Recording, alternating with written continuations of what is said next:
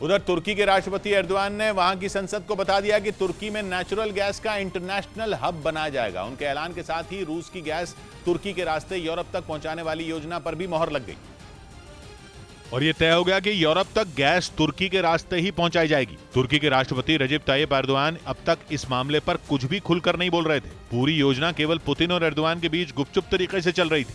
पहले पुतिन की गैस पर यूरोप ने बैन लगाया, अब वही गैस तुर्की के रास्ते खरीदने पर सहमति भी जता दी, लेकिन लॉटरी लग गई तुर्की की।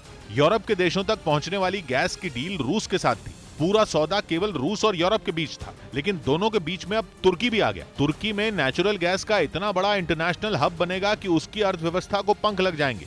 पूरे यूरोप तक जाने वाली गैस का रास्ता तुर्की से होकर गुजरेगा, जिसके लिए नए सिरे से एक बहुत बड़ा नेटवर्क बनाया जाएगा। इसमें समुद्री जहाजों की ही मदद नहीं ली जाएगी, बल्कि कुछ नई पाइपलाइन भी बनाई जा सकती हैं, क्योंकि पहले जो पाइपलाइन रूस की गैस को यूरोप तक पहुंचाने के लिए बनाई गई थी वो बाल्टिक सागर में थी, नॉर्थ स्ट्रीम पाइपलाइन। अब ये लगभग तय माना जा रहा है कि नॉर्थ स्ट्रीम पाइपलाइन का इस्तेमाल दोबारा गैस पहुंचाने के लिए नहीं होगा। अब रूस की गैस पहले तुर्की पहुंचेगी। तुर्की के साथ रूस की कोई जमीनी सीमा नहीं लगती। दोनों देशों के बीच काला सागर है, इसलिए माना जा रहा है कि समुद्र के रास्ते नेचुरल गैस रूस से तुर्की तक पहुंचाई जाएगी। या तो इसके लिए बड़े पैमाने पर समुद्री जहाजों का इस्तेमाल होगा, या बहुत बड़ी क्षमता वाली एक नई पाइपलाइन बिछाई जाएगी। तुर्की की जमीनी सीमा बुल्गारिया और ग्रीस से जुड़ती है।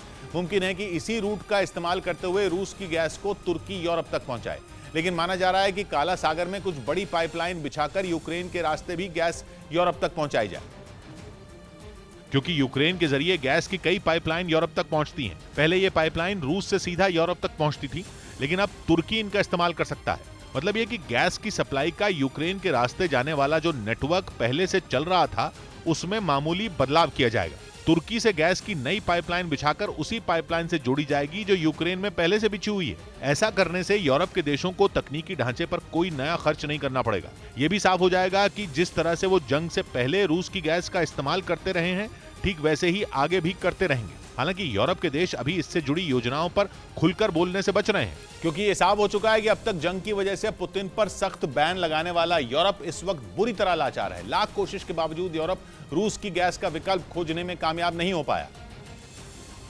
इसीलिए उसने जंग के बीच ही पुतिन की गैस फिर से खरीदने के प्लान पर सहमति जता दी। वही गैस जो यूरोप जंग से पहले खरीद रहा था, वही गैस वो जंग के बाद खरीदेगा। कुछ बदलेगा तो केवल गैस के पहुंचने का रूट। लेकिन यह भी साफ हो गया कि यूक्रेन जंग के बाद से नेटो में भी भारी विरोध है। नेटो के सदस्य अपने अपने फायदे के बारे में सोचने में लगे हैं। तुर्की शुरू से इस जंग में पुतिन का साथ दे रहा है, बल्कि अब तो पुतिन की गैस के बूते तुर्की ने नया उद्योग लगाने पर काम शुरू कर दिया है, जिसका मतलब यह है कि तुर्की के लिए इस जंग में केवल उसका अपना फायदा अहम है। इधर प्रधानमंत्री नरेंद्र मोदी दिवाली से 3 दिन पहले केदारनाथ पहुंचे, जहां उन्होंने भगवान शिव का रुद्राभिषेक किया।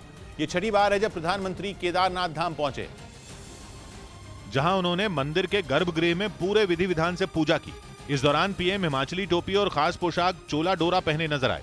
केदारनाथ के बाद प्रधानमंत्री ने बद्रीनाथ मंदिर में भी पूजा की। इसके बाद वो उत्तराखंड के आखिरी गांव माणा पहुंचे, जहां उन्होंने एक जनसभा को संबोधित किया। इधर रेलवे ने दिवाली और छठ पूजा पर 786 ट्रेनों के फेरे बढ़ाने का ऐलान किया। त्योहारों पर यात्रियों की सुविधा के लिए रेल मंत्रालय ने यह फैसला लिया, जिससे ट्रेनों में ज्यादा भीड़ न हो और यात्री आराम से सफर कर सकें। नई दिल्ली रेलवे स्टेशन पर स्पेशल ट्रेनों की जानकारी देने और दूसरी सुविधाओं का अलग से इंतजाम किया गया।